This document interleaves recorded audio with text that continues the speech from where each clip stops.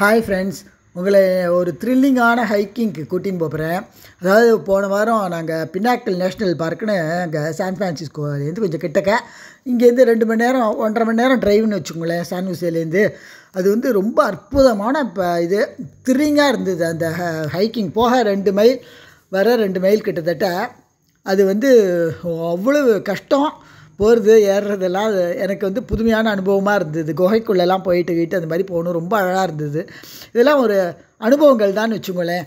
யார் வேணாலும் போகலாம். நீங்கள் அங்கே இருக்கிறவா, யூஎஸில் இருக்கிறவா, கண்டிப்பாக அது மாதிரி அங்கே குழந்தைகள்கிட்ட போனேன்னா இது சொல்லுங்க. கூகுளில் சர்ச் பண்ணினா இடம் தெரியும்.